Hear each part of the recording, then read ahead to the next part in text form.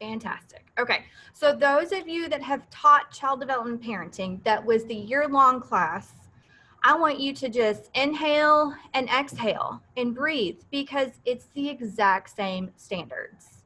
Okay, the only thing that has changed is the name of the course.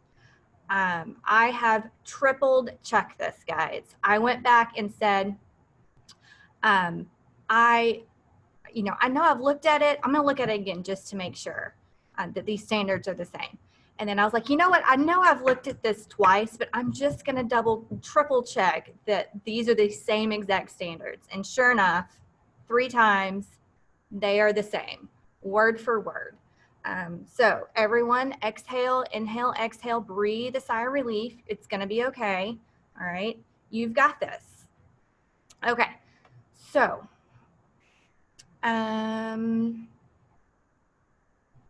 I'll post those again. Hang on, guys. Scrolling up. Okay, so those of you that are new, whoops. Sorry, Miranda Archer. I just sent you a private message. Those of you that just joined, so I'm reposting the agenda link and the resource link over and over and over, because we're keep getting more people added, and so these new people cannot see the resource and agenda link if they have joined a little bit late. So that is why. Okay, so first, what we're going to go over, click on my own agenda, or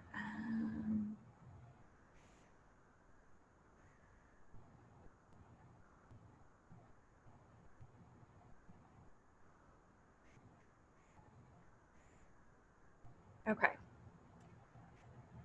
Y'all see my screen? You should be able to. All right, so go over standards update. We did that. They're the same, okay? It's okay, it is the same. So next thing, course guide and syllabus, right? Course guide and syllabus. Okay, so I have updated my course guide and syllabus. It does look very different this year than it has in the past, just because of the rules and expectations in my class materials. And any of the resources that I give you, so like right now, you should be able to view all of this, okay? In that folder, that link I gave you that said resources.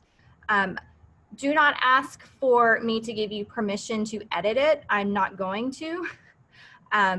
Make a copy for yourself, add it to your drive, download it as a Word document, whatever.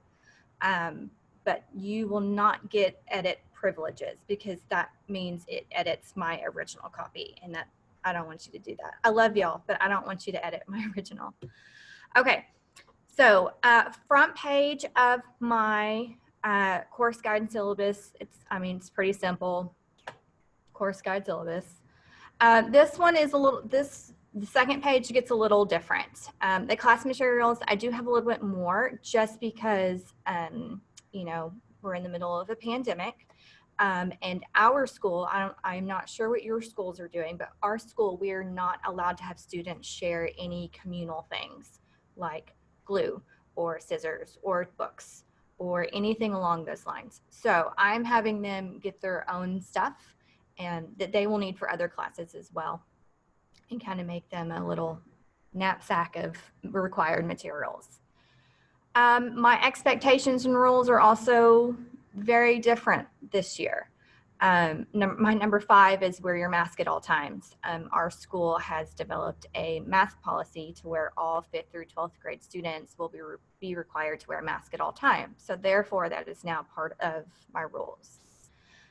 Expectations are also very much different as well. Sanitizing surfaces, Clorox wipes, hand sanitizers by the door, those types of things. Our consequences have stayed the same. All of this stayed the same. Hopefully, students will have some sort of normalness amongst the chaos this fall. This one though, this is something I do. I've added to it over the years. My school does things differently. For me, in my school, I'm required to get parent permission to show childbirthing videos and STD PowerPoints. I don't know why, but I follow the rules. So that is what I do. And so in this permission slip, I also throw in a possible field trip, which we probably will not get to do this year, but a possible field trip to the Women's Center in Conway Regional to tour the birthing suites and stuff. The kids love it. They get to look at their nursery, a birthing suite, the triage area. It's really cool. So if you have one in your area, I would really recommend trying to make some contacts and set up during a non-pandemic time to tour that. And I also throw in a PG-13 movie. Now this could probably be a little controversial. I want to be safe, and some teachers are like, your students are 15 to 19 years old, you don't need permission. And I'm like, well, better be safe than sorry. So I throw that in there as well. I don't always show it, but if I need to, or if I find a great one, or if, hey, this fits really well, this is what we're going to do, I just like to have it already approved in there. So I do put that in there. So, and if you see, they do get 100 points for this. This is kind of a big deal. 100 points, whether it's do or do not grant permission. I have only had, I think, 2 people, students, parents, that say I do not give permission. What I do then is I make parent contact, and we have a nice little phone conversation of what the the reservation is, what part of it is the reservations. And honestly, it's usually the childbirth video. They don't think their child is ready for that. It's too graphic. I explain to them that that's like an entire unit, and that childbirthing video goes anywhere from epidural procedures to afterbirth, and that their child would be missing almost an entire unit of information. And I try and, advocate for, this is real life. They want to be a parent, super educational. I think your child is ready for this. And I think out of those 2, I think I've only had 1 child change a course and go get her schedule changed because their parents did not feel that she was ready for these videos, which is fine. If you are not ready for childbirthing videos and learning about STDs, then this is not a course for you. So, okay. Next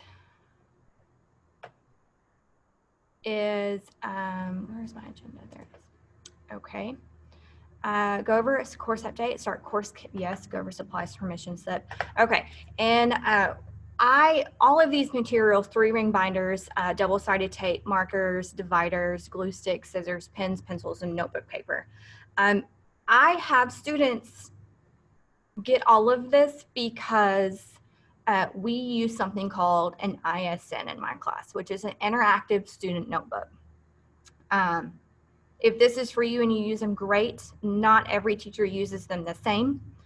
I have tried the note packets, and I just felt like they were just looking for the word that filled in the blank. I didn't feel like they were using all of their brain to learn the material.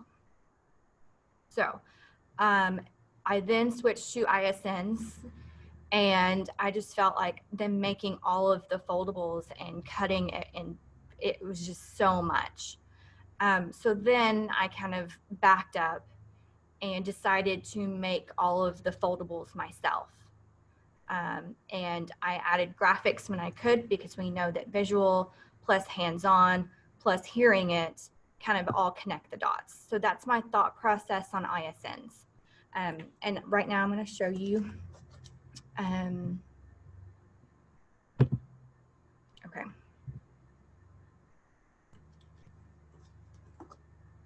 All right. All right, so ISN, it's in a binder. This is Madison. She was a senior, amazing student. So we're going to use hers.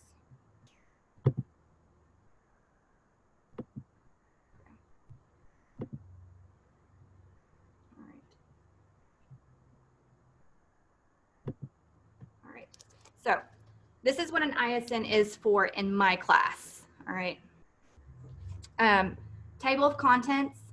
This helps them study and know what they did on each page so they can flip to it easily. This is also where I put their grades. So after each unit, I grade and I put their grades here. So unit 1 check. So they can also easily look back and see all of their grades from their ISN checks. I only grade ISNs at the end of each unit. Okay. The beginning, I just have like the class rules, expectations. I don't think I'm going to do that this year. It seems to take up a lot of time, and I don't know about y'all, but I kind of have a feeling that time is going to be super important, and the time that I get face to face with my students this year is going to be important, and I want to use my time wisely. So I don't believe I'm going to do, usually we spend like 3 to 4 days setting up an ISN. I don't think I'm going to do that. I think I'm just going to jump in and hit the ground running. Okay, so unit 1, the first page they have is their objective page. And this is where they list the objectives for the unit. I am a teacher who teaches to these standards. You will see them incorporated in my activities, in my PowerPoints, in their ISNs, in my daily objectives. So I have them write them down. This also gives them a kind of preview of what they're going to learn. Okay. I then have them complete a KWL. They do one of these for each unit. So the K is what do I already know. And these, when I say foldables, they fold out, like they're interactive. Okay. Okay. No, what do they already know? What do they want to learn? And then the end of the unit, they complete the L. So what did they learn? Okay. This also helps me kind of pre-post type thing. Okay. The next page, they always do vocab for the unit. And then foldables that I create are stuff like this. Rights and responsibilities of parents. So they flip it open, they write their information from the PowerPoint here, but these are pre-made. So I print them on colored paper. I have made them. So they have to cut and glue and write. They're usually one color for each foldable. Again, because they are, I feel like visual learners, this is super helpful. The cutting and pasting, gluing and writing really helps those kinesthetic learners. And then I lecture over it as well, which would help the audio learners, auditory learners. So that's another foldable. This one's really cool for the life cycle. So it's interactive, so they can, this is a really awesome study tool as well. If you don't use foldables, this helps them study, okay? And not only are these great study tools, but when they get to the test and the question on the test, they can visualize this wheel, this color, and what flap it is. So very cool. Venn diagrams for heredity versus environment. So yes, I have made all of these foldables for each unit. It took forever, but I feel like this is a much better way for students to work with an ISN with this much content that is in this course. Theorist, with this, I actually put their photos because, again, I feel like name, photo, plus information helps them learn. Maslow's triangle. You got the multiple intelligences, again, with the visuals to help them identify the multiple intelligences. And then the last page is always going to be their study guide. And I give them a study guide after each unit, at the end of each unit. Okay. So that's, for me, that's what an ISN is. Okay. Again, feel free to take what I give you and make it your own. You don't have to do it the way I do it. Okay. Make it how it fits you and your class. Okay. Okay. Questions over syllabus, questions over syllabus, course guide, or ISN. Put them in the chat box now.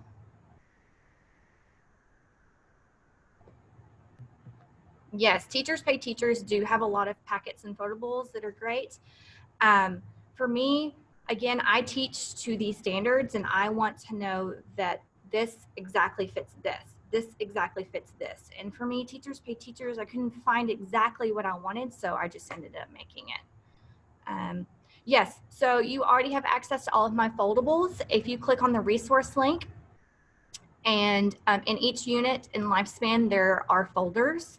Actually, I'll just show you if I can find it. Okay. So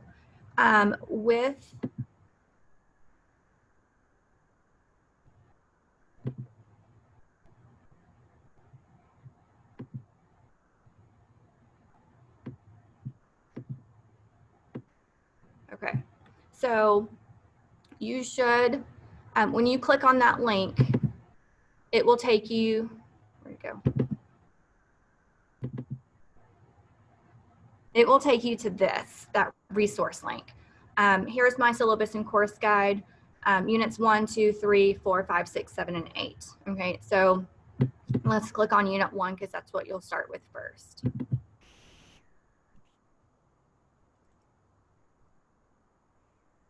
Maybe if it lets me.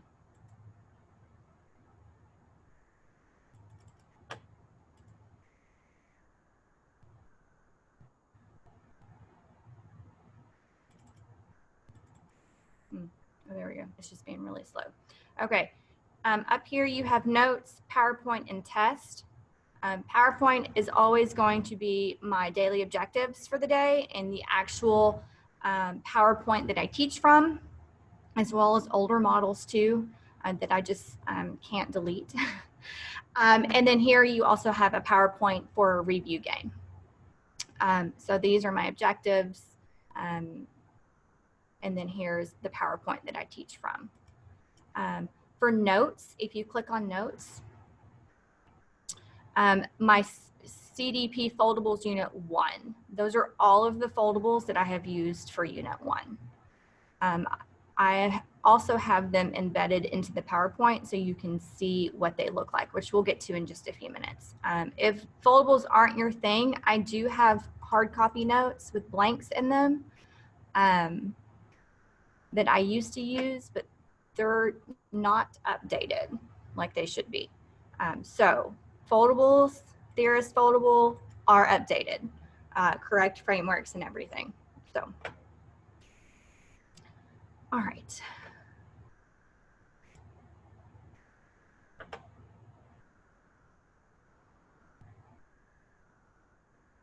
Okay, you have access to my foldables. Any thoughts on how to take an ISN digital for possible remote learning? Will you be pre-printing and sending the foldables home?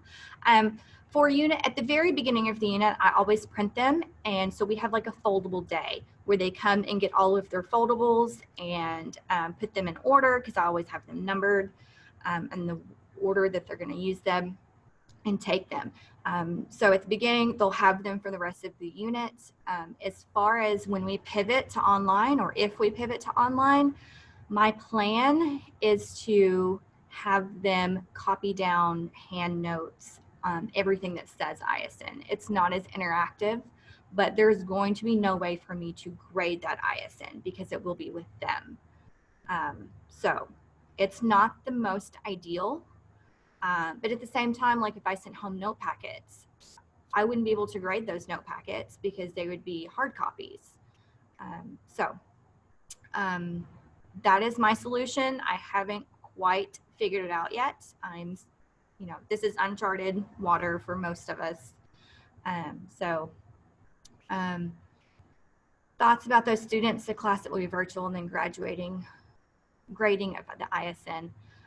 Again, I don't know if my class will have a virtual class. That information is not brought to us yet. As of right now, Conway, I think, said 30% of the entire district selected virtual. And we don't know how that's going to affect CTE courses yet. So I will cross that bridge when I get told that I am teaching an online class. I have not been told that yet, so I'm not sure. I would say that I probably would not use an ISN for virtual, but that's okay because I have a lot of other resources for y'all to cover today instead of an ISN. We have tons of projects that we can do that also covers the frameworks. Birthing videos, we will get to that on Unit 3. Oh, I have lots of messages. Thank you. Oh, you're welcome. You're welcome, Laura. I don't know. That's a Jessica question and a Amanda's question about the Zoom session. Oh, there we go. Thank you, Beth, for reposting those links for me.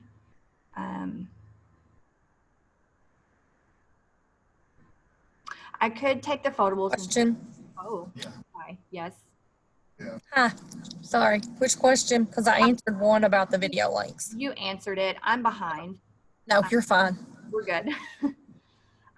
I'm keeping a document of some of us for them to do, like maybe before we go to a break or something. Yeah. Or at the end. So yeah. And then I'm answering the ones I can as we go.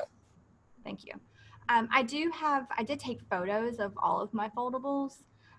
But yeah, I could scan them into Google Slides and add text boxes. They look kind of, they themselves just keep running total table contents or huge summary. It's just some take 5 pages or others take 2.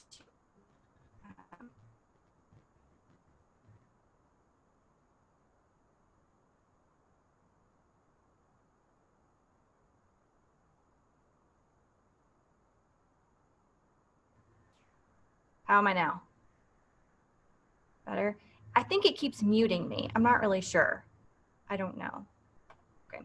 Okay, so let's move on to we still have daily objectives to go over, and then we'll go on to Unit 1. Okay, so daily objectives. How many of you do bell ringers?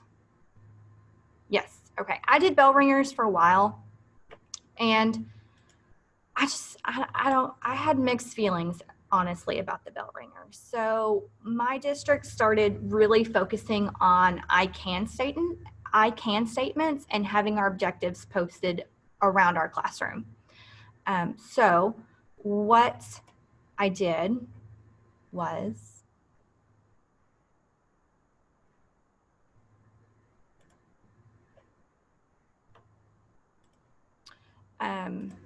I created this.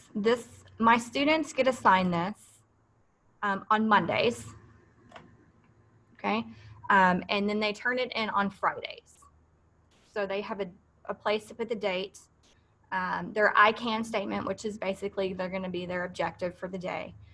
So they do this part at the beginning of class, kind of like their bell ringer. They come in, they put today's date, they write the objective, their I can statement on the board, from the board. I always have it 2 places. I have it on my objective board, and then I also have it on my TV screen that has, it would look like this. It has the date. I can compare the characteristics of the 5 areas of development. It has what we're doing today. Daily objective, 5 areas of development: poster, complete and present, and then reflection. Their reflection, they do at the end of class. So bell to bell, the last 3 minutes of class, or, you know, however many for whatever it is that day. They again get out this on their Chromebook. Before I had Chromebooks, I had them do this on paper, and tell me what they learned. For the first 2 weeks, this is a little rough on them because they just basically restate the objective. I learned the 5 characteristics of development. So the first 2 weeks of grading is pretty hard, because you have to train them to be specific, give examples. What did you learn? Tell me something specific that you learned. What are the 5 areas of development? Okay, what did you learn about them? So by week 3, they've got this down. So it's, for me, this is helpful because I can grade these on Fridays and know, okay, I've met the learning goal as a teacher. My students have met the learning goal. We're good. Let's move on. Or maybe it's, ooh, they did not understand anything about that. We need to reflect and go back over. So I really like these.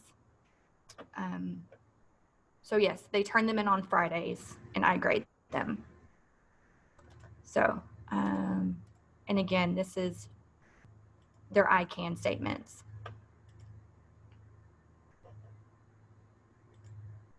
And you also have access to this. So instead of a calendar to know what I did on what day, this has the dates. And sometimes I forgot to change the 18 to 19, 19 to 20. So just bear with me.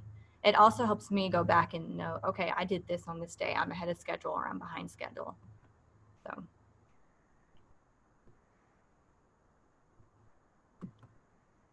All right. So,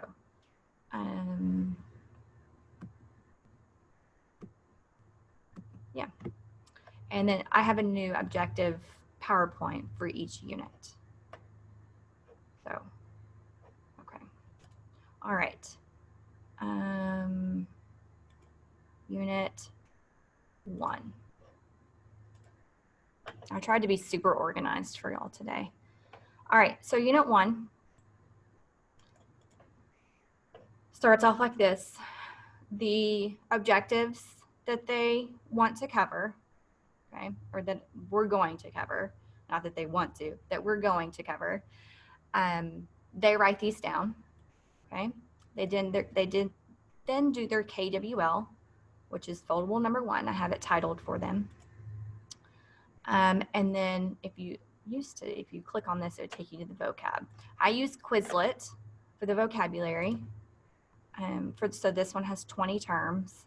I created these, but I'm pretty sure Miss Box from Cabot maybe gave me all of them. So I tried to give credit where I can. I did not reinvent the wheel here. Okay, I took things from Stephanie Shroom and from Shrum and Miss Box and Miss Deaton, Sherry Deaton, and kind of made it my own and meshed it together and updated it as I went. Okay, so not all of this is completely mine. Okay, I just kind of formed it and morphed it. I do what us FACS teachers do best. Okay, so objectives. For them, if it says ISN, that means they need to write it down. So here they would click on the vocab, they would write it down. Same thing here. If it has green ISN letters, they just write it on regular notebook paper in their ISN. Like, you can't see it. Okay. And then when we get to a foldable, so we know that objective 1.1.2 is evaluate the rights and responsibilities of children. So when they get to foldable 2, they're going to know, okay, I need foldable 2, and it's supposed to look like this when it's glued into or taped into my ISN. And then here's the information that goes in it, and it's also labeled foldable number 2. Okay. And here's the other part that goes into foldable number 2. So these are the rights that go on one side, and these are responsibilities that go on the other. So all of my PowerPoints have this in it. So every time that there's a foldable that reflects and goes with an standard, it has these 3 slides or 2 slides. So let's look at another one. Micah, I think possibly either your screen's frozen or we're not seeing what you're seeing. Oh, okay. How about now? Can you see now? What do you see? We're seeing 9/20/2019 daily objective slide. Okay. Weird. Okay, let's try this. Do you see this? Objective, explain the evolution of parenting. Okay. All right. So sorry. My computer is having a mind of its own today. You're good. Technology, right? We love it when it works, and when it doesn't, we're not very fond of it. Okay, so let's back up just a little bit. KWL.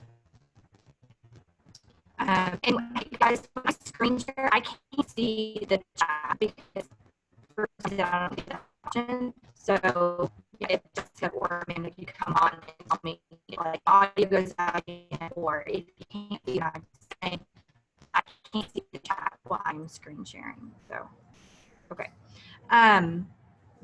KWL, first part, link for vocab. I always use the Quizlet here.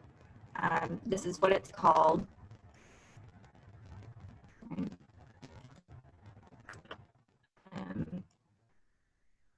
It has the green icon, like it does down here.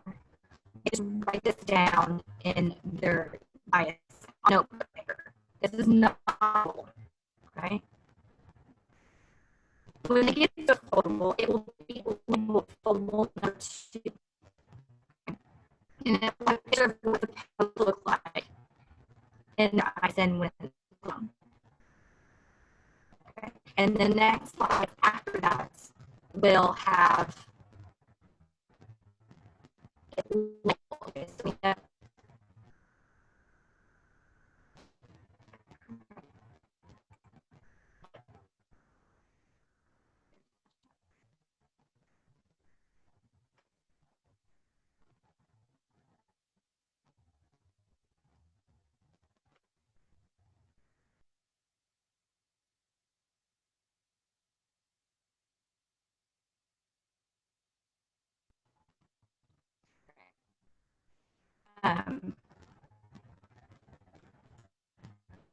foldable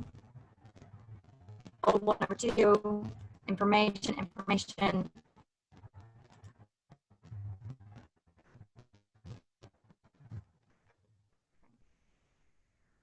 And then again, foldable number 3, it's labeled. And then this is clearly labeled fold 3 information that goes with it. This is that cool one that I was showing you about the life cycle. All right, so foldable number 4, and then know that this goes with foldable number 4. This is the information that goes with here. So all of my, okay. Again, I use Quizlet to teach the vocab. Okay, the next thing we do in Unit 1 is we move on. And this, I feel like this is fun. It just kind of gets them in the mood to learn about parenting and child development. And it's the history of parenting or the evolution of parenting. Micah, can Yes. you hear me? This is Janet. I am so sorry to interrupt you, but we've had several in the chat that it's that same. We just need to adjust that audio. When you fix it, it's awesome. I am so sorry to interrupt. How is that better? Great. It seems to be a lot better. I don't know why it keeps doing that. I'm sorry, guys. Oh, I appreciate you so much. Thank you. You're awesome. Thank you so much. Tell me when I need to switch it. I don't know what the deal is today. I don't know if it's my classroom or what. Okay. All right. So history of parenting. This is a fun, I'll scoot up so maybe I'm closer to. This is a fun kind of starting off project that I have them research. This is the requirements for the rubric. For a lot of my information that I have them research and present, I do make them cite their sources. And I have them pick either MLA or APA format just because I don't know which, depending upon which area of, you know, they go in after. I think they should learn both. So MLA or APA, I do grade them on if they do it correctly. I just think this is a good habit to start with. I feel like these are some of a skill that they need to learn and use in all across the board of researching information and using that information as your own.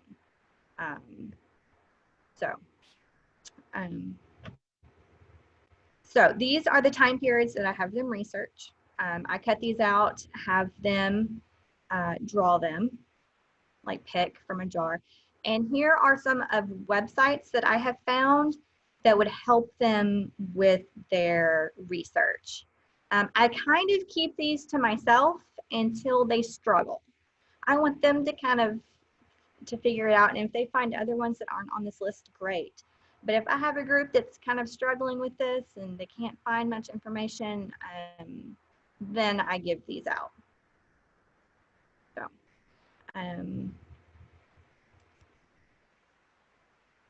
do I have an example? I should, if it wants to work.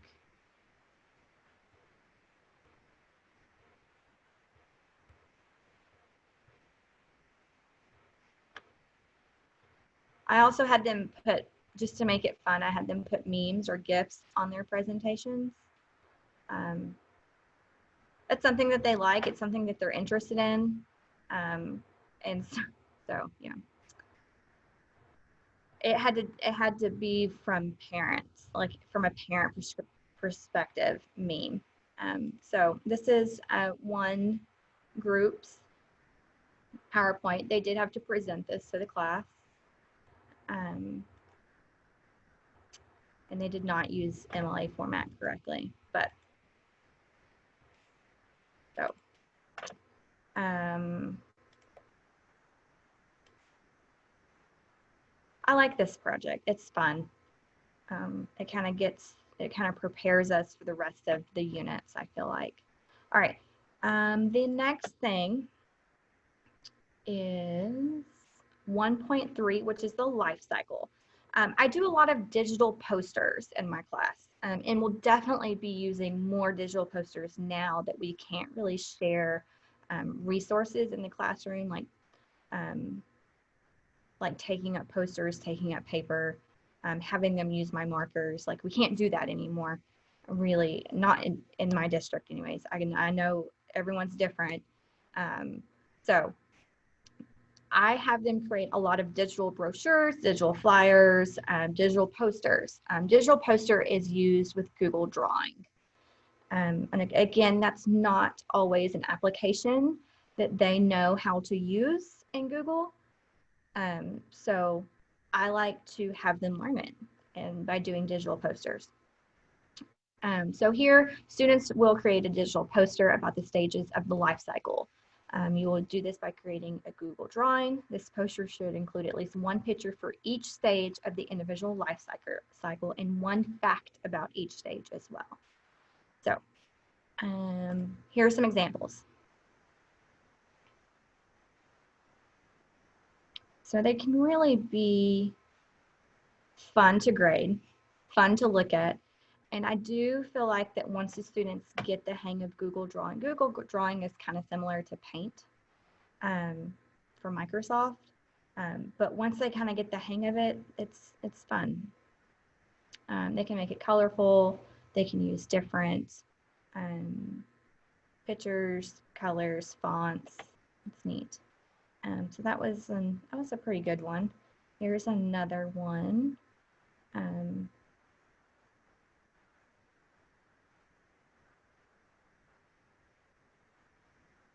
That that she played with the background and made it neat. So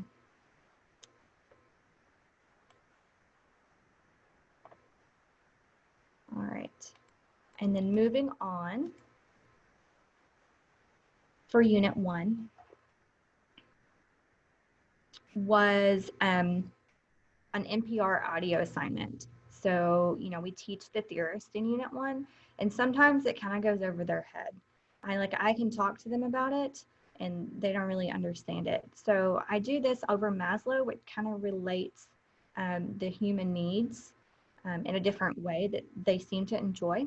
And plus it kind of, you know, it lets them work on their own, where we've done several projects back to back. So this is the link that they listen to the audio, and then they have to write 20 facts that they have learned so they type while they listen. So they put in their earbuds and they type while they listen. So it is 48 minutes long. And that should say while you listen. Let's fix that now. Yes. Okay. And then to kind of finish up the unit, we do SWOT the theorist. Again, the theorist is something that my students really struggle in learning. They get confused. They get them jumbled up.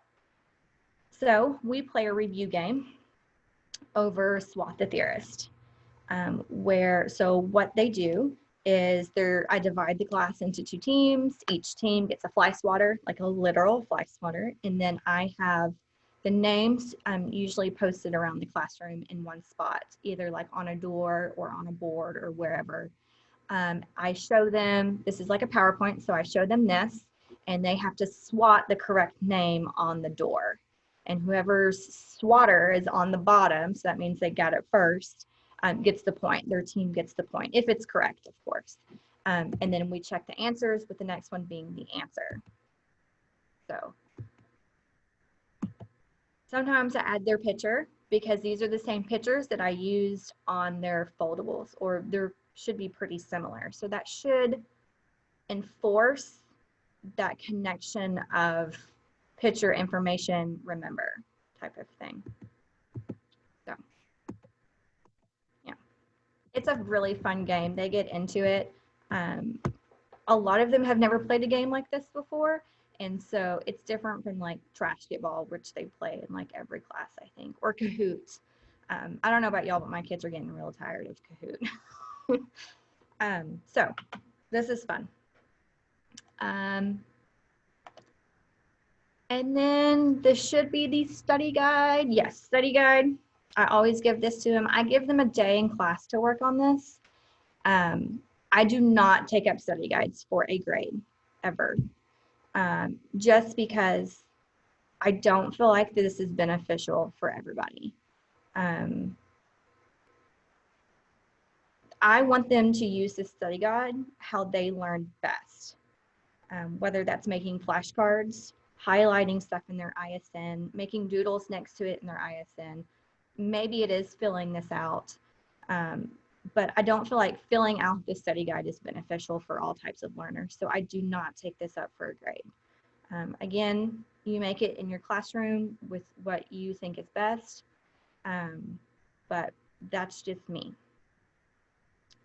I do have it where I want this in their ISN at the end. It does not have to be done though, but I do want them to keep up with it because it is a study tool and they should be using it, but they should be using it in a way that benefits them. Does that make sense? Yeah. Okay. And then at the bottom, I do have a Kahoot for Unit 1 for those students that either want to play it themselves, or if we have time and I'm ahead, we can play it and review it as a class, but I only play these after I have given them this. And then we test. Okay. Yes, I give my PowerPoints in Google Classroom. So what I do is for each unit has a folder, and the very first day of the unit, I post resources for Unit 1. And in those resources is the Quizlet link for their vocabulary and the entire PowerPoint for that unit. This is great for my gifted students who want to work ahead. It keeps them busy. If they finish like the life cycle digital poster early, there is no reason that they should be sitting there doing nothing because they already have the resources to continue to work on their ISN. And how long do I give them on a project? Digital poster is going to take one class time. It's not a big deal, not a hard thing. The evolution of parenting is a little bit more challenging for them, so I maybe give them 2 days to finish it, and they are working as a group, so that's something to factor in. My class periods are 50 minutes. I do not have block schedules. I see them Monday through Friday for 50 minutes. So, okay, so that is all of Unit 1, which took a little longer than I thought. Jessica, Janet, whoever is here, are there any questions I've missed over Unit 1 that I need to address? Let me go to my document and I'll look.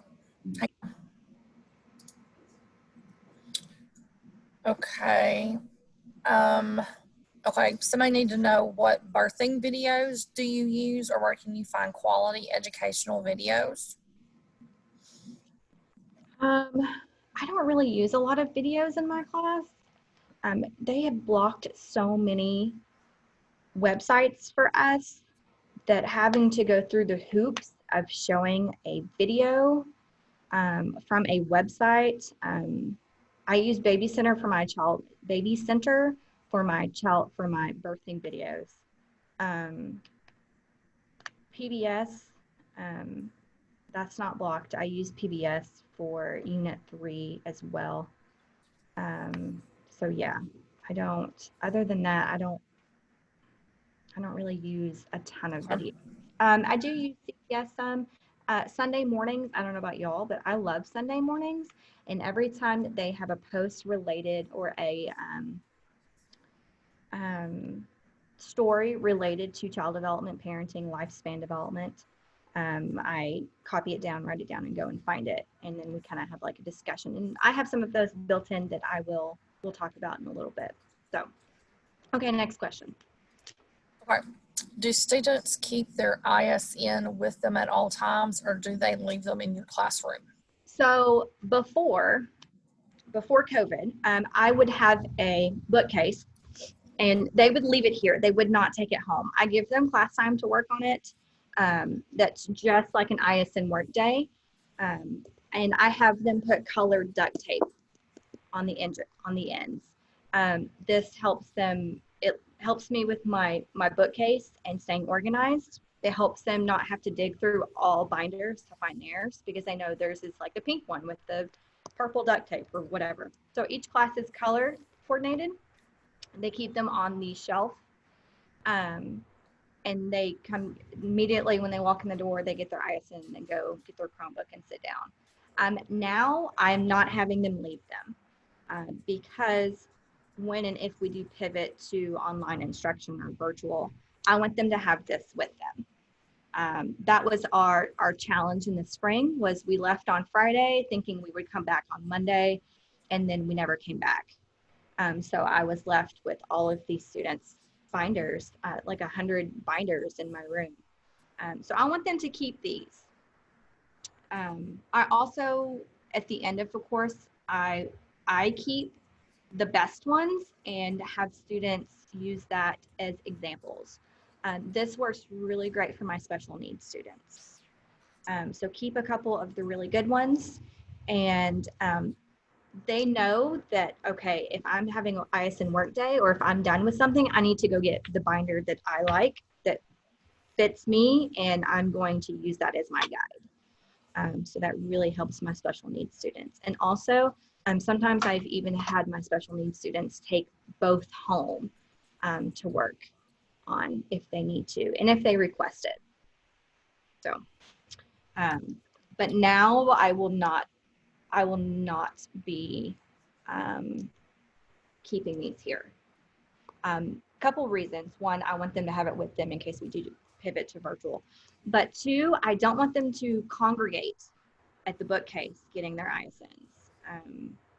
Our district and administrators really like pushing, don't let them congregate, have them at their seats. And my bookcase is kind of a place where, you know, they go get their ISNs and talk and hang out with their friends, and for the 30 seconds that they're there, or maybe sometimes longer, you know, at the beginning of class. But, and I don't want them touching everyone else's binder as they're trying to find theirs. So they will be keeping these with them. Hopefully in the future, we can go back to color coordinating with duct tape. Okay. Okay.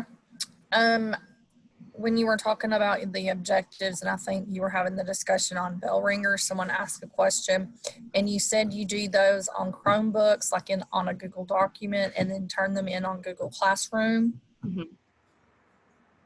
Yes. So we're Google School. So I use Google Classroom and Google Drive in everything that I do almost. So I assign them on Mondays. They work on that same document all week, and then they turn them in on Fridays. So they just have to hit the turn in button. If that doesn't work for you, print it out. They pick it up at the door on their way in on Mondays. They put it in a tray on their way out the door on Fridays. And they keep up with it Monday through Friday. So. Okay. And then another question about, you said you have a day of foldables. Of how do they know where to put them in the right place and keep it without losing? So I provide them with paper clips that they can paper clip them together, and they usually keep them in the front pocket, or if they have dividers, and sometimes their dividers have pockets in them, they can put them in there. All foldables are going to be numbered, so they'll know that they're. So I put them on the table in order. They're numbered in order. They should keep them in order, but they know which ones go where by the PowerPoint. So as they get to it in their PowerPoint, they're like, oh, this is number one. Well, here's my number one right here. It is time to glue this one in and write down the information. So, and then they write some more, take number two, when they get to it in the PowerPoint, glue it in. Okay. These are a couple. Sorry. Oh, are you finished?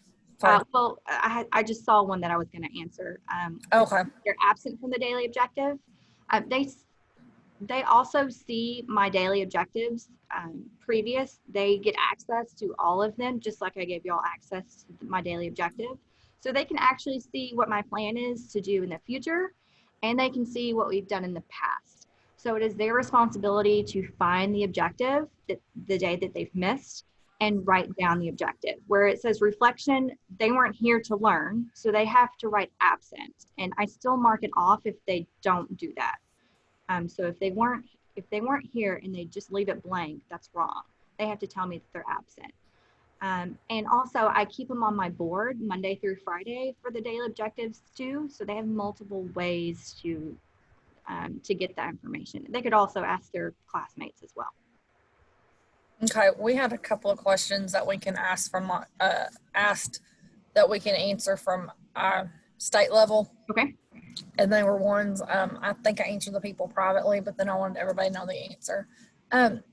If a student has taken child development and parenting, should they refrain from taking from taking lifespan since the standards haven't changed, or will the counselors be able to register them in this course still since it's a new name? No, your student does not need to take the course over unless they didn't pass it.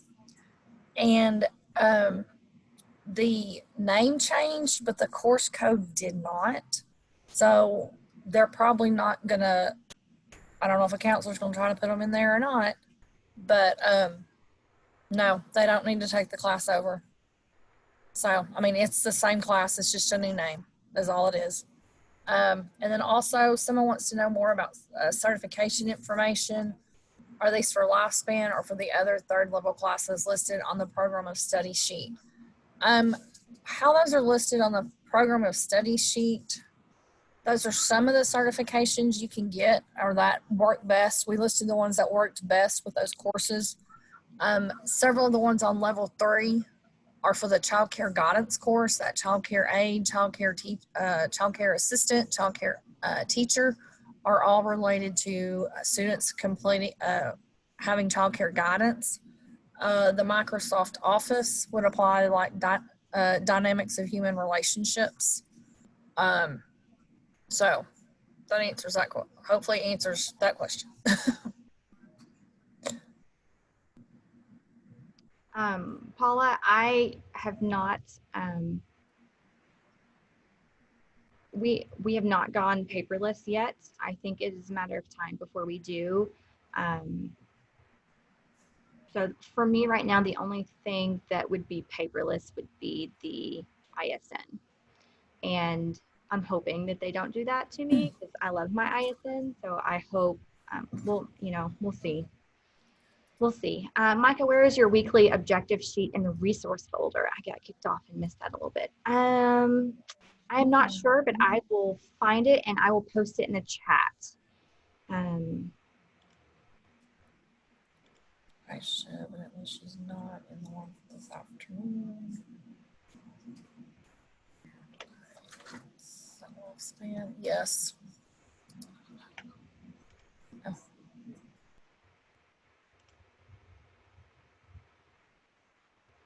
I think my daily objective sheet is actually in a different folder that you don't have access to. But here it is. That is the link that I just submitted in the chat box is for my objective.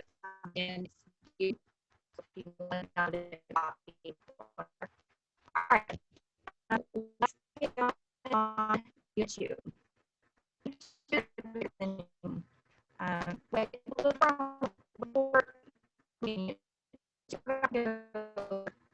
Books and movies that I do show.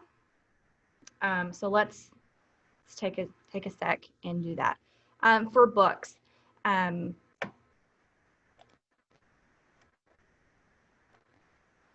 books, I do Stephanie Ramsey and Manette Stroud. I think they idea from Bologna.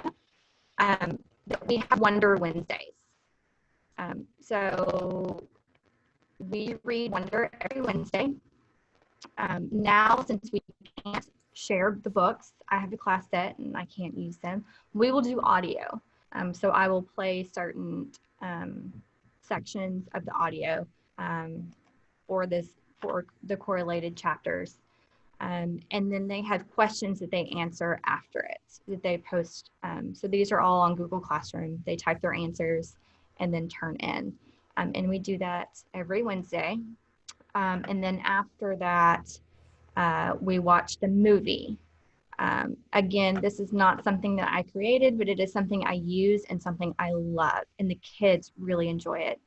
How many of y'all have done the science of reading?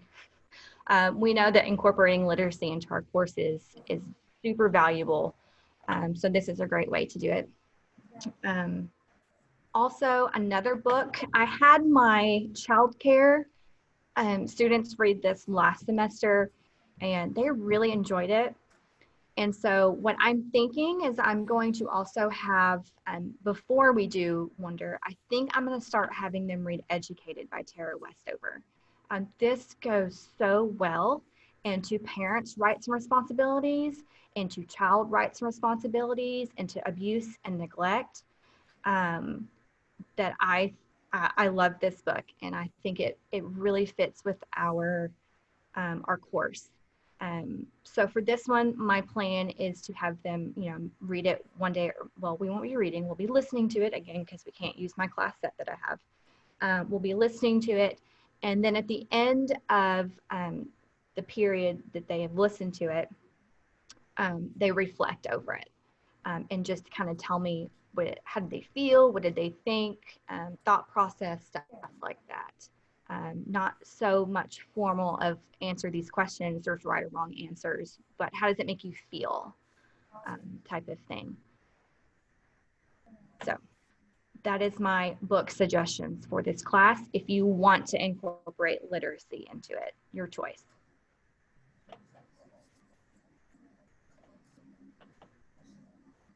Okay.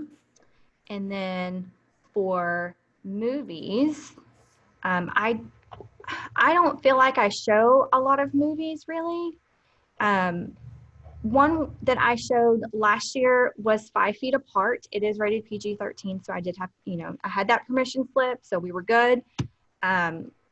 This one, I can't decide if I'm going to show it again. The kids really liked it.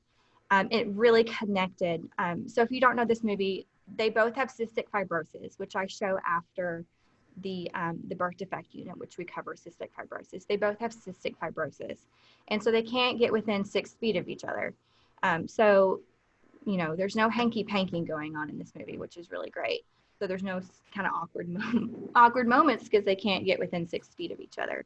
But it really shows how birth defects can affect not only the child, but friends and family as well. So I'll show this one again. It was good, but only if I have time. This is not an essential type thing. We all have those days where we need something, like maybe it's a pack rally and or it's testing day and most everyone in your class is gone or something like that. On those days, I play 9 Months That Made You. It's on PBS, and they're different ones. They're pretty long, so you don't get through a whole one in a class, but they're usually over like birth defects or genetic disorders or triplets or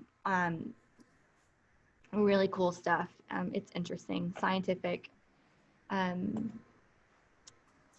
Another one, I just saw this. This is brand new. It just came out, and it's called Dads. And I feel like in this course, we're so focused on the mom and her prenatal and her needs, which is really important. I mean, women, we're awesome. We create life inside of us. But this one focuses on the dads, and it's a documentary where it interviews dads to be and dads who are already dads, and I just really enjoyed it. It is rated PG. It's great. They interview Judd Apatow, Jimmy Fallon, Neil Patrick Harris, Ron Howard, Jimmy Kimmel, Will Smith, all about them being dads. And it also looks at dads,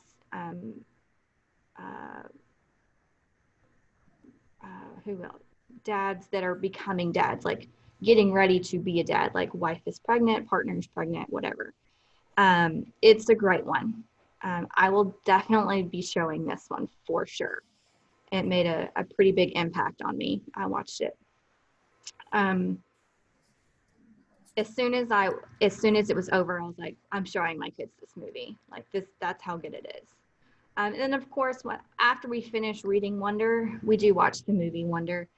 It's a great movie.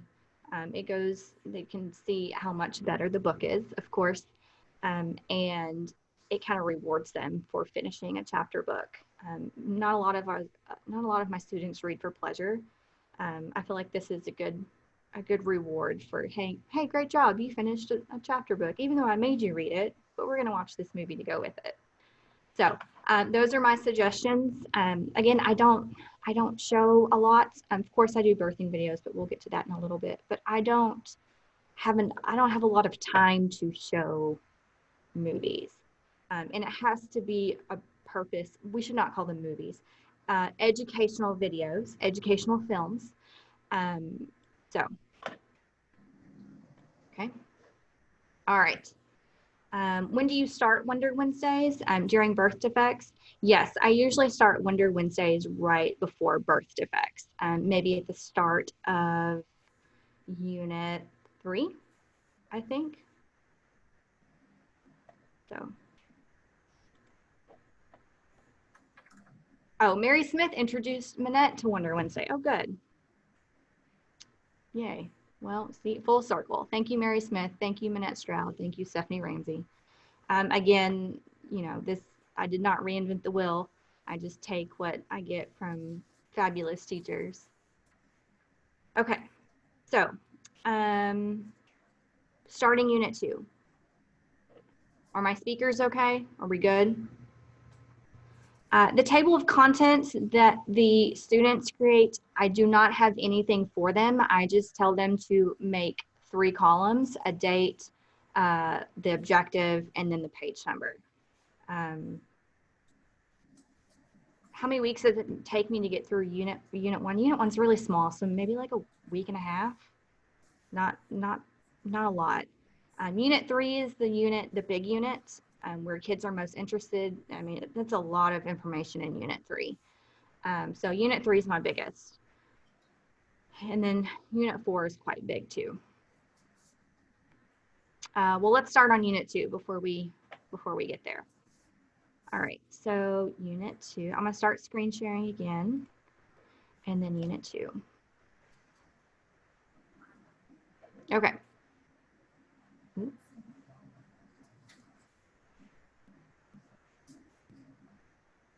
All right, so Unit 2.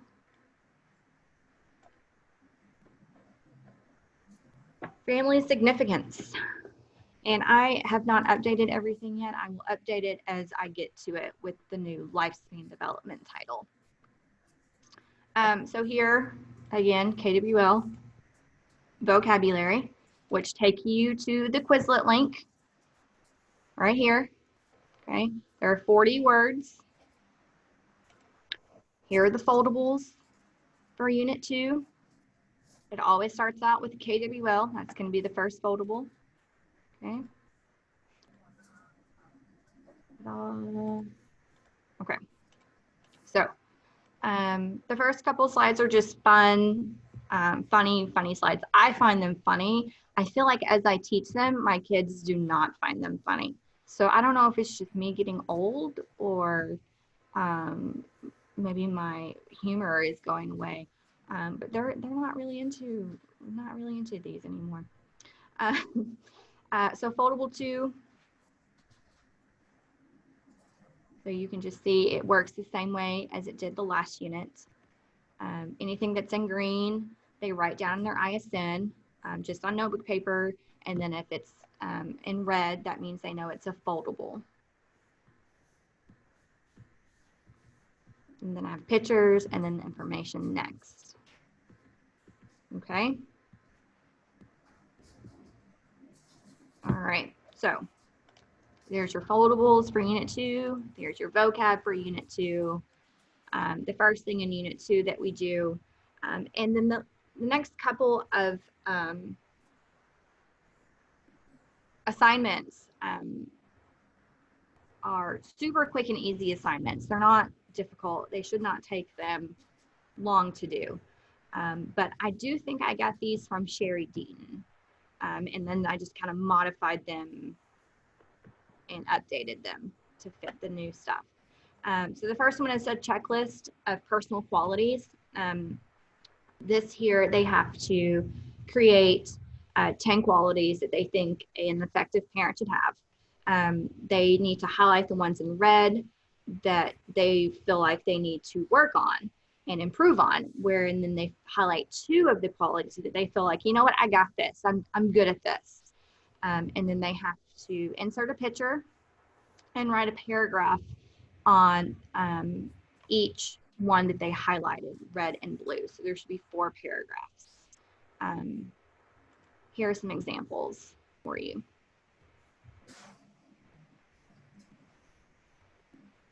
So 10.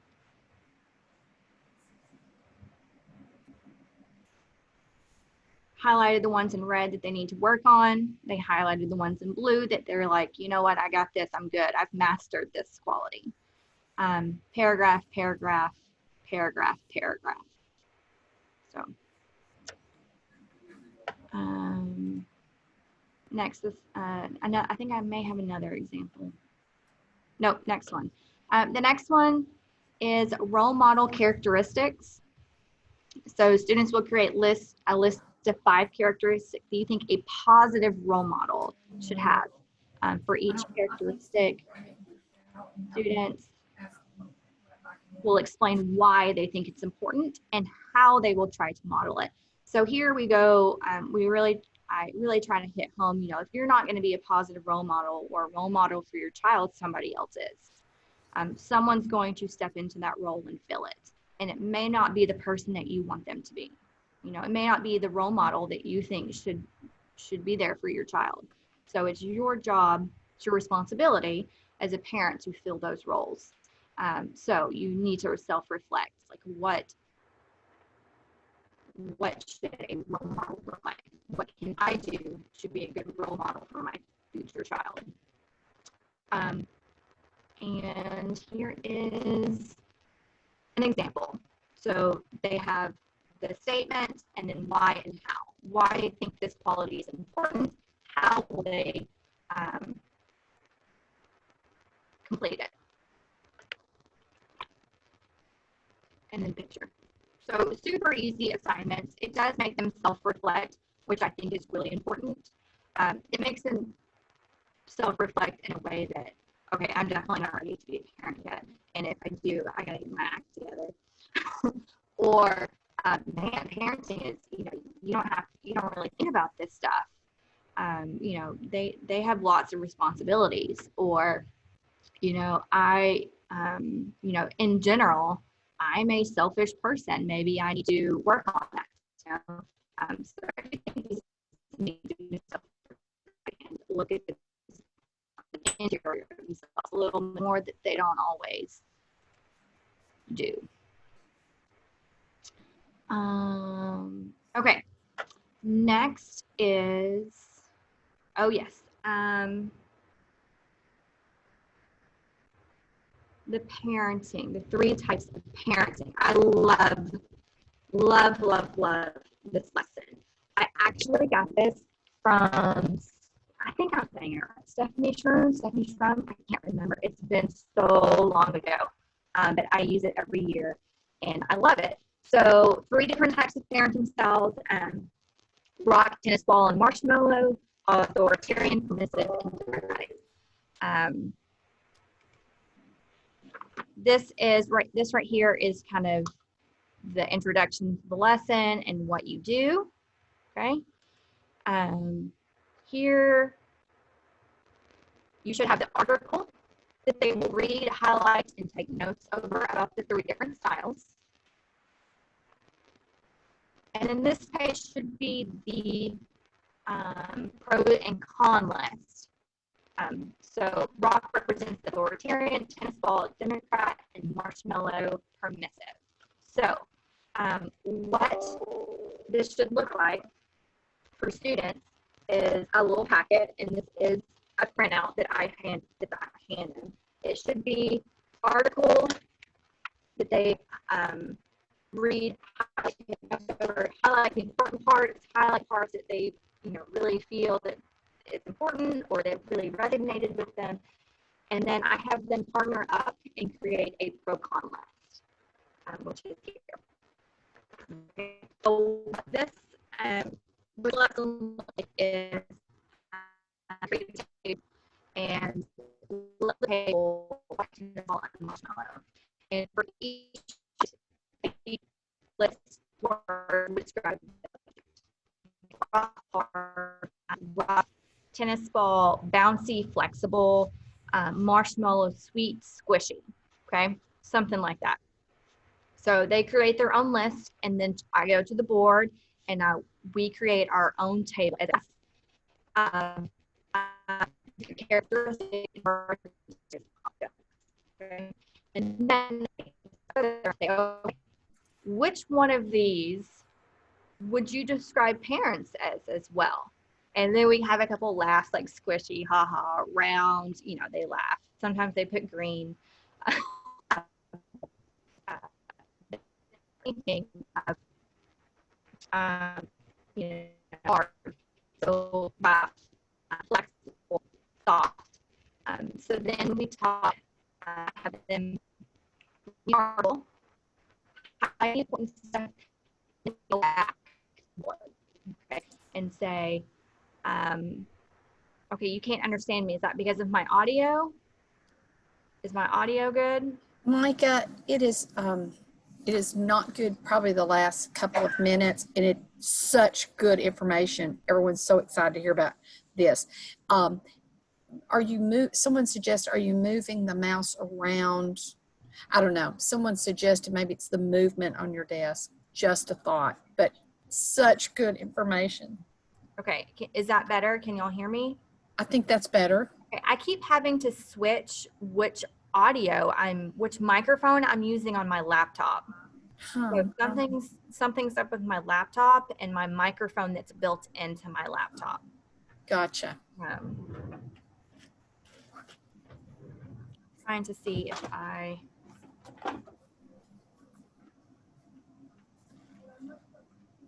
when we take a break, I'll see if I can try and find some headphones with a built-in microphone. Gotcha. Maybe that'll work. I'm not sure. Such good information. Thank you Okay. so much.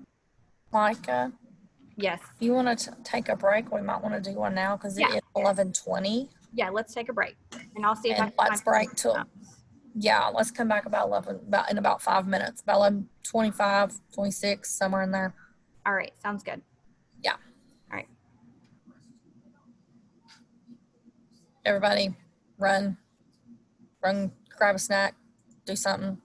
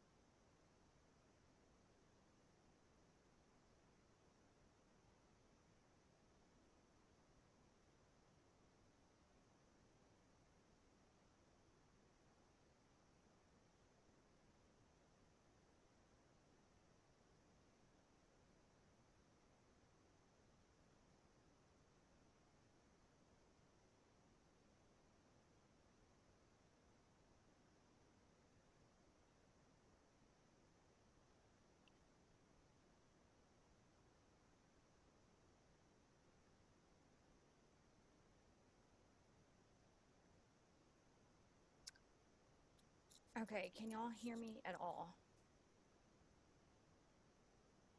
Yes, Yes, but very low. very low. Okay. Better or worse? Or same? Oh, I see. Okay. Still need to turn up the volume. All right, how about now? No, No. Okay. Super. super low. All right, how about now?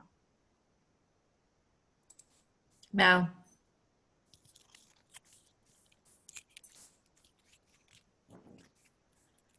I am talking directly into the headphone microphone. How is this? It's better. I think that's good, Micah, so far. Yes.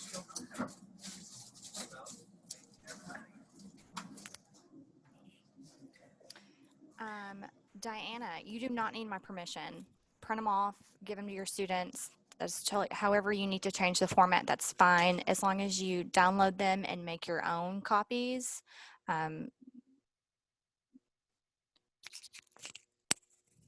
You should be good.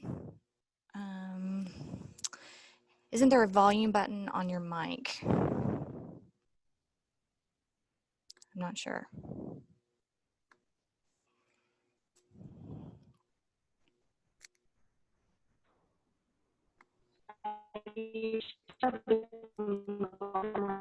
Micah, Yes.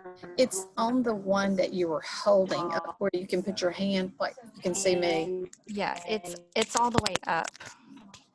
Okay. Yeah, it's all the way up. And I'm looking at my speaker and microphone as Super. well, Okay. and it's all the way up. So I don't know. I don't know what to do. Well, I hate interrupting you so bad, but I know that your content is so amazing. I know they want to hear that. So Yeah, please absolutely. forgive me for doing that. Okay. Is this any better?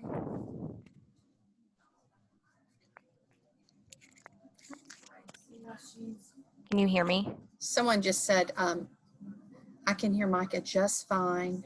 We'll just carry on. We will Okay. carry on and All right. Well, I will hold it just go like on. this. We and don't want to talk miss a minute of your Right. content. Thank you so much, Micah.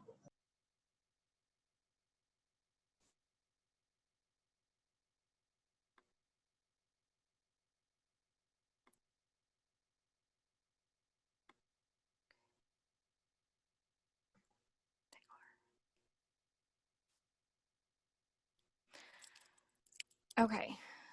Is everyone back? What time did we say we would come back from break? We should be back from break now. Okay. All right. So let's start on unit 2, right? We're in unit 2? I forget. We're done with unit 2, right? Yeah. Okay. Yes. Okay. I know when you're in the Oh, middle of it. goodness. Okay. You're doing All great. right. So honesty zone, unit 3 is my favorite. So there's a lot in unit 3. I spend a lot of time on unit 3. One, because it's super enjoyable to teach, and 2, this is the unit where the kids have the questions, and it's constant. It is nonstop.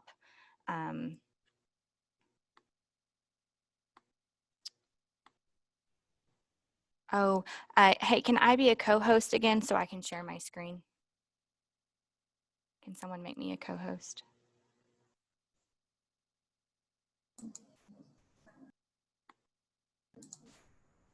Micah, Yes.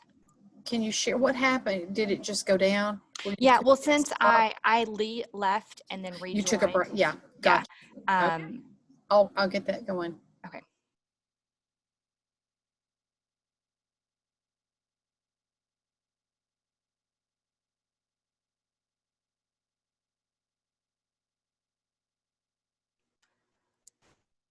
I'm reading the chat box while I'm waiting to become co-host. And thank y'all very much for all of the words of encouragement. I appreciate all of y'all. Micah, Okay. I'm trying to see why. So is it just not showing? Yeah, it says host disabled participant screen sharing. So I just need to become a co-host again. Okay, give me just a second. Okay.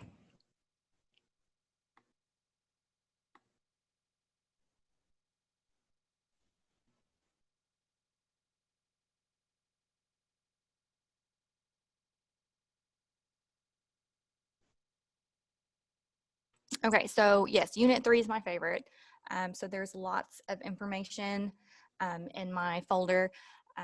I do not do everything I'm going to show you today. These are options. You decide what you want to do, what you have time for, that kind of thing. This is a really big unit. It has lots of information. I feel like it's never ending. It goes on for quite some time.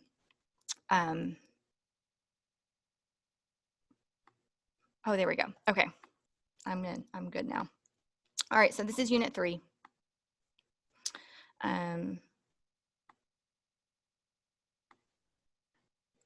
Move. There we go. All right. So again, it starts off the same way. Objectives for the unit, the KWL, the vocabulary, which again is on Quizlet. There's 40 terms for this unit, 42 actually. Now this one, if you don't know me, you're really gonna know me after this one, after this unit, because all of these pictures, 90% of these pictures of me and my kids. So like this is my son Lucas, his ultrasound at 18 weeks, and this is this is Stella when she was probably about 20 weeks as well. So all of the ultrasound pictures are more than likely my kids. I really hesitated putting my pictures on here, but the students really enjoy seeing the progression of a person that they know go through the process. They can look at my face and be like, oh yeah, you definitely gained weight in your faces, or you know, you have dropped. You know, we talked about, you know, the dropping.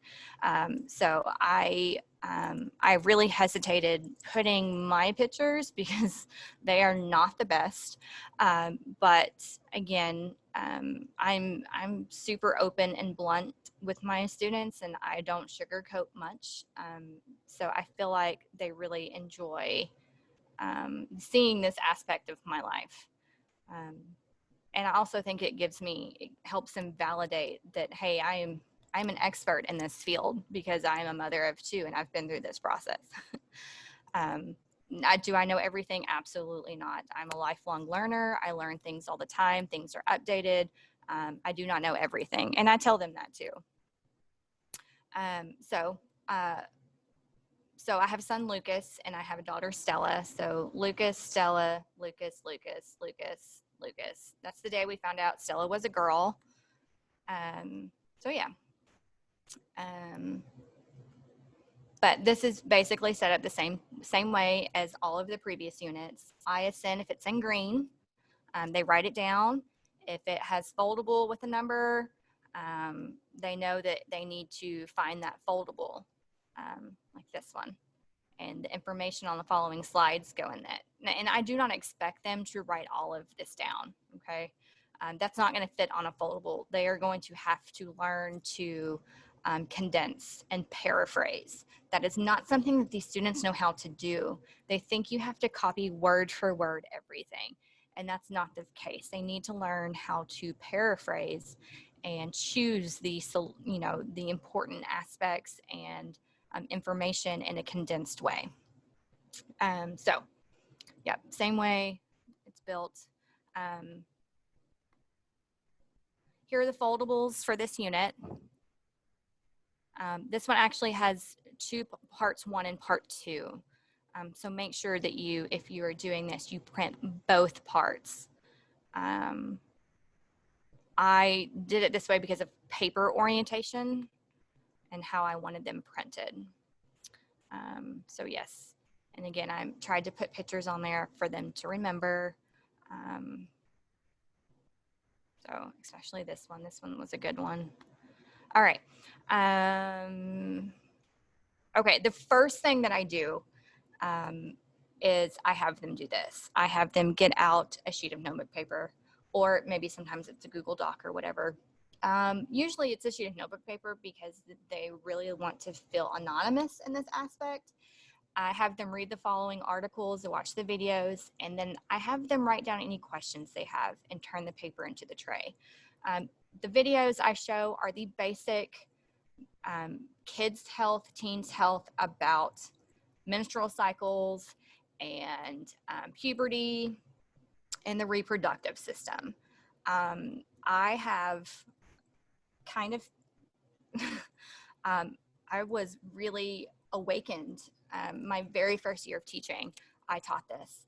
And I was teaching to a class of 9th grade girls.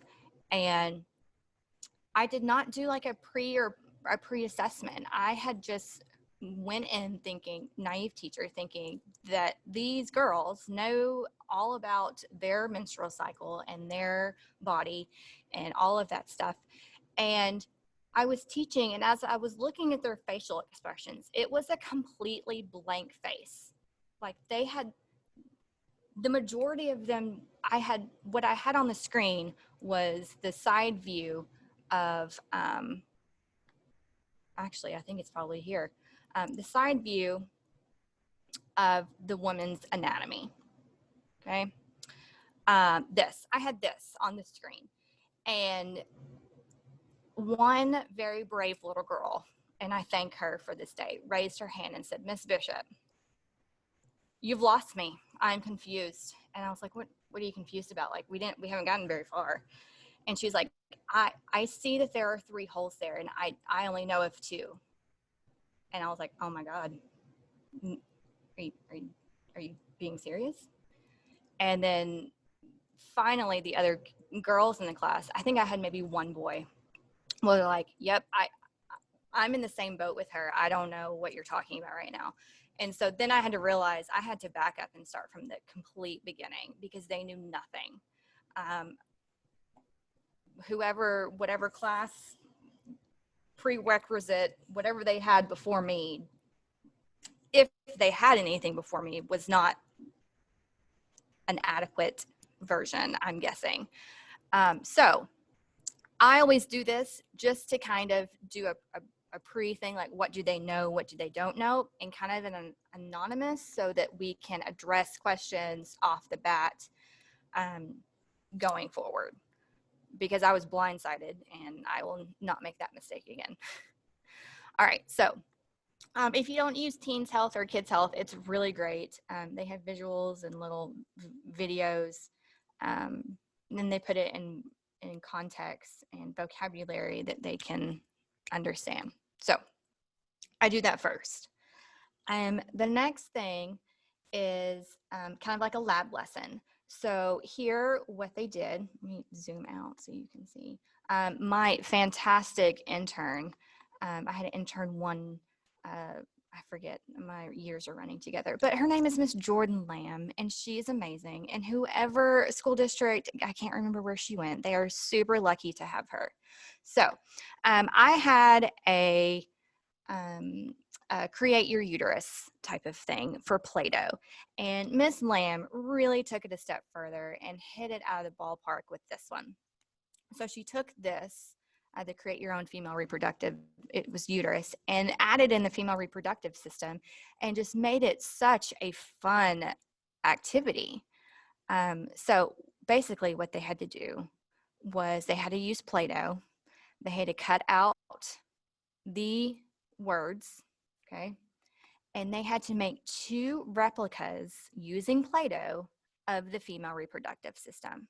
So they did it of the female reproductive system during like menstruation or while not pregnant. And then they had to create it during pregnancy. So this is here are some examples and samples. Okay. So after they did those, what they did was they had their Chromebooks, right? Well, on their Chromebooks, they have cameras. Okay, so they actually took pictures, maybe even with their phones or with their Chromebooks, whichever one would work best. And they took pictures. So they did it on notebook paper or copy paper. They created the Play-Doh, and then they had to label it, take a picture, and upload it to Google Classroom, and that's how we graded it. I'm telling you, Miss Lamb is a genius. And then here, so that was, female female, not really reproductive, but yeah, female anatomy, reproductive system. And then with the fetus, umbilical cord, placenta, and they had to label it again. And again, take a picture and upload it. So here's some more examples. And the kids absolutely loved this. It was a really fun hands-on way to teach them and to label the female reproductive parts because they will be tested over this. So, yeah. And then this student actually did both of them on the same picture. So I didn't have 2 pictures to grade. But yeah, it was great. They really enjoyed this project. And I enjoyed watching them play with Play-Doh. So yeah. Okay, moving on. 3.1, wellness brochure. This is something else I really enjoy. Really, I enjoy everything in Unit 3. I give them the option of working with a partner or by themselves. I give them this template. So if you click on it, it's just a blank 6 rectangle brochure template that tells them, back of brochure, front of brochure, so they know where to put the information. Okay, I have them, of course, delete the earths and science information. But this is what they need to do. I did not have them do this last year because we were stressed for time. So they did not do this last year, but I have done it in the past. So they need 6 sections, rectangles, make a copy, add to your drive, make sure you delete all of the science information. On this day, I had a sub, her name was Miss Worley. Information to be included. I want proper weight gain, nutrition. So really you can make this however you want it. If you want it more simple, that's great. If you want it more complicated, that's great. So yes, so wellness brochure. And then here are some examples, not that, of students' wellness brochure and finished project.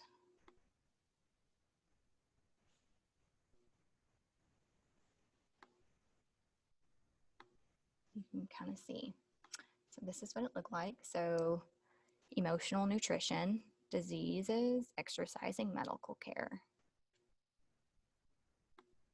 And some of these that I felt were super good, I printed them off and hung them, folded them up, made them look like an actual brochure. And I have an area in my room that's called the fridge. So I don't know about y'all, but my fridge at home is usually covered with daycare or kindergarten or, stuff that my child has brought home that they did great. And I'm super proud of. So I created kind of a fridge in my classroom, and it's just a door that I put the fridge on, and it's where I hang student work. That's really stand out. I don't feel like our students get a lot of praise for doing excellent work and superb work and going the extra step. I feel like they get comments saying, where adjustments need to be made. But as far as praise, I feel like high school students, we've kind of lost the getting a star sticker or a stamp on our paper. So the fridge is kind of my way of praising students.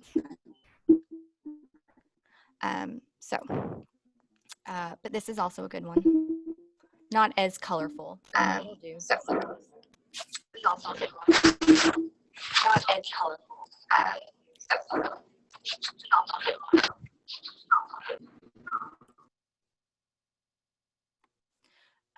The next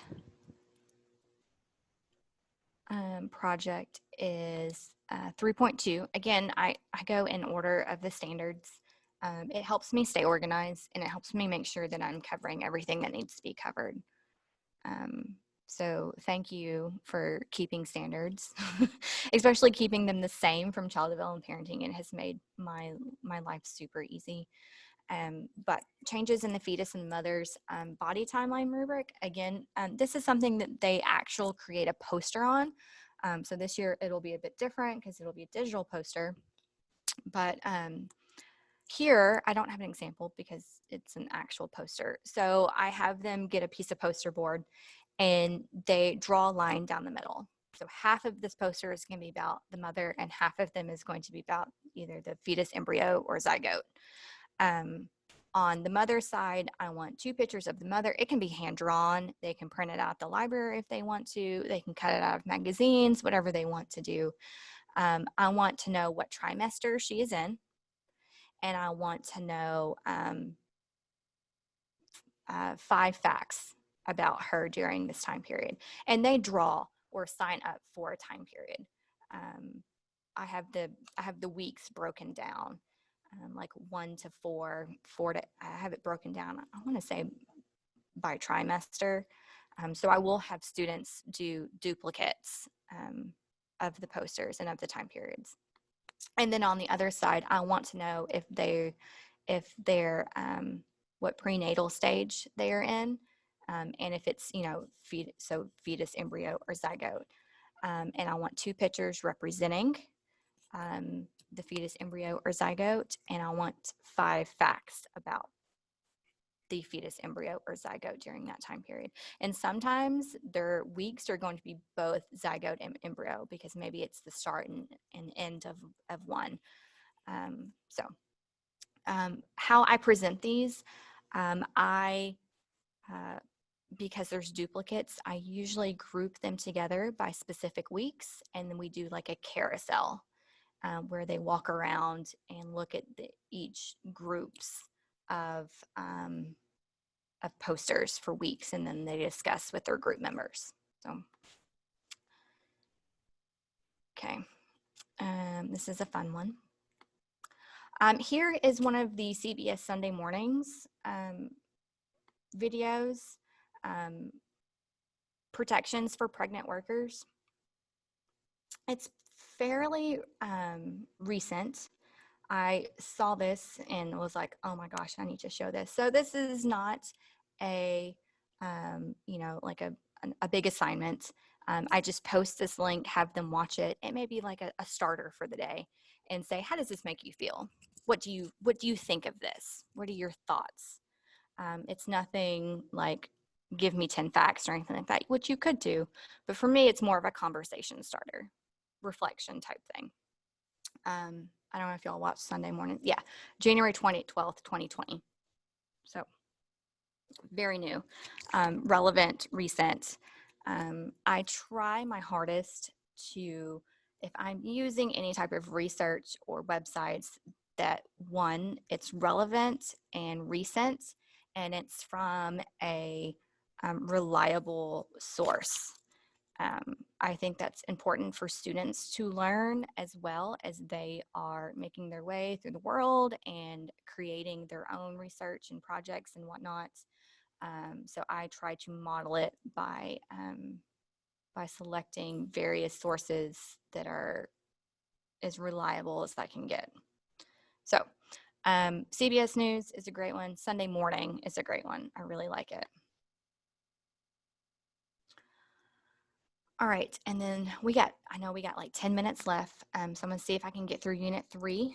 We did not get through Unit 4 today, but it's okay. We can do that next time, or I think there may be a little next session, so don't fret. We've got this. All right, so the next thing is research complications of pregnancy. So here, just an easy way to teach this and not lecture. I lecture to my kids, like teach a whole group instruction. But for here, this was a good one where they research it. Miscarriage, stillbirth, premature labor and birth, preeclampsia, low amniotic fluid, gestational diabetes, ectopic pregnancy.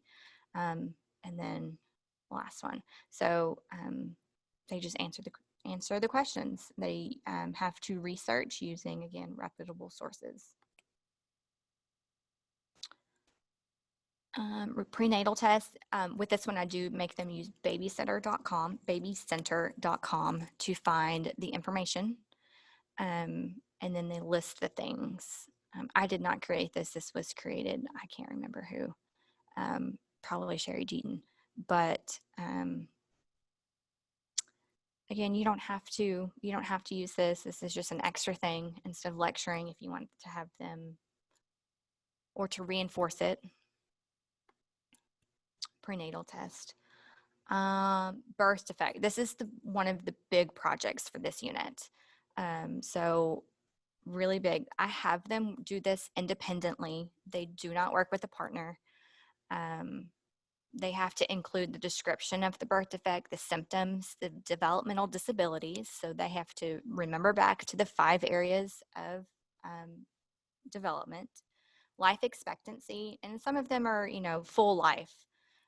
Causes, methods of detection, treatments, rates of occurrence. Was the presentation appealing? Was it professional?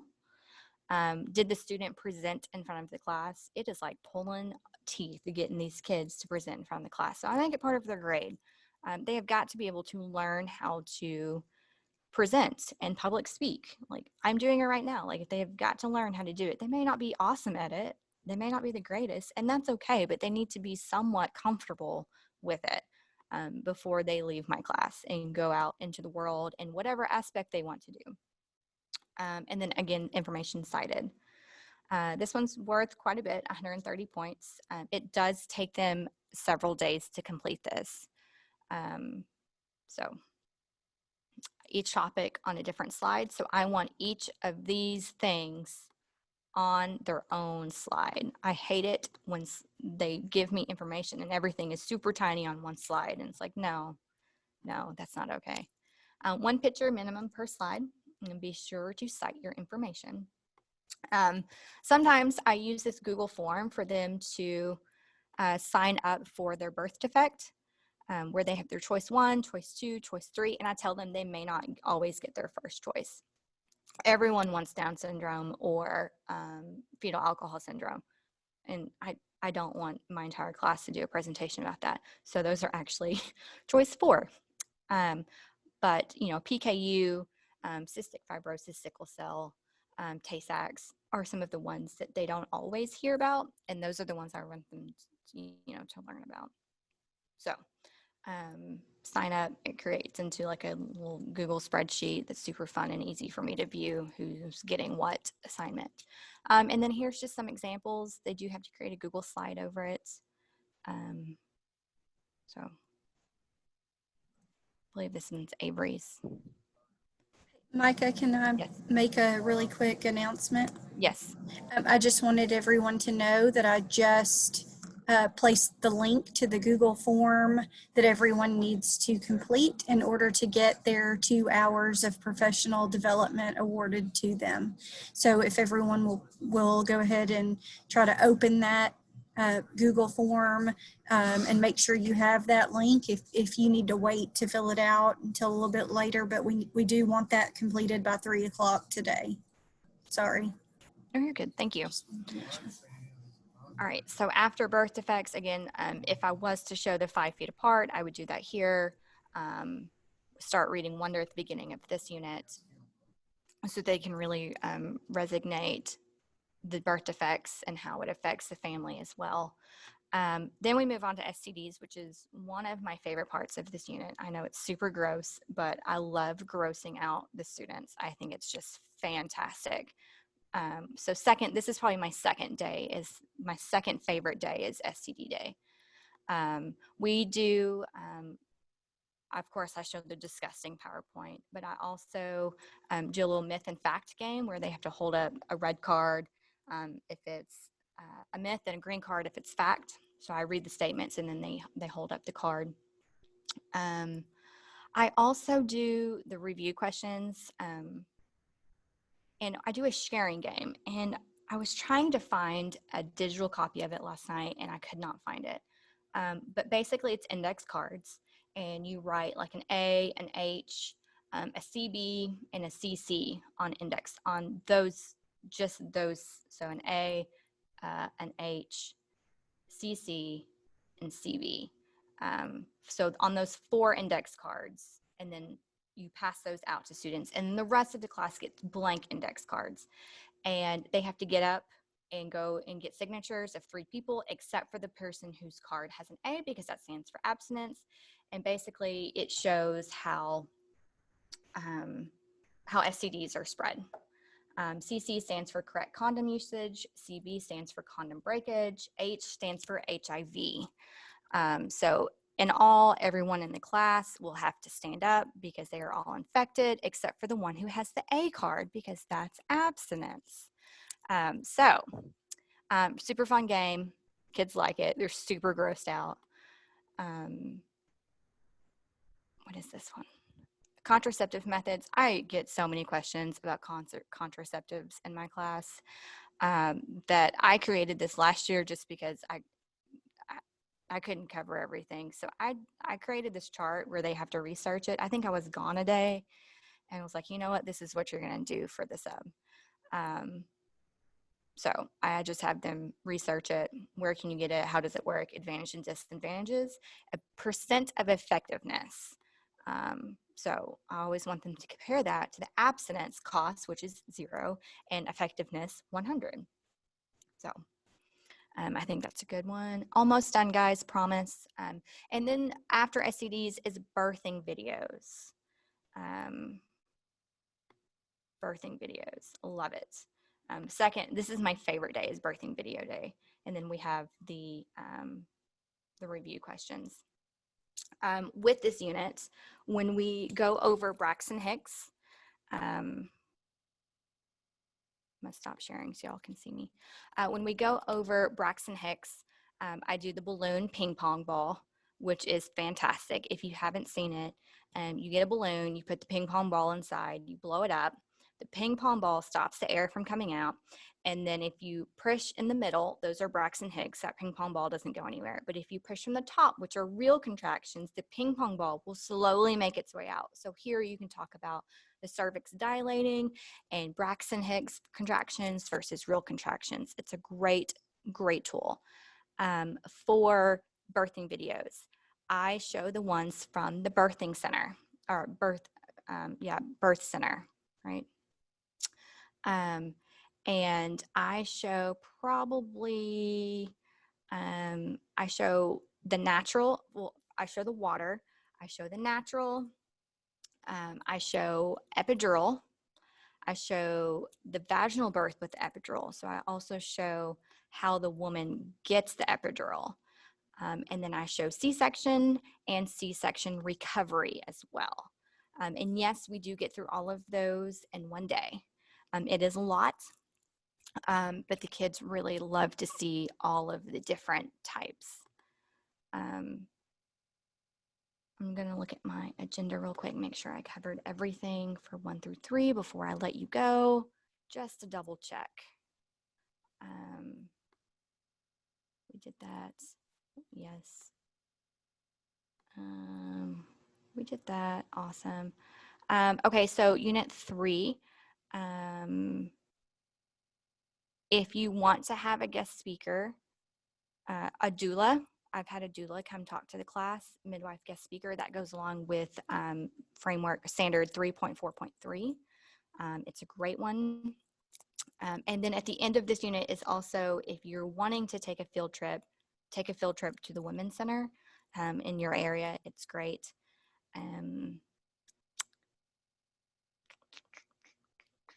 I think that's it. I think I covered everything. I talked about the balloon. I actually found the balloon ping pong ball probably in one of those Facts Facebook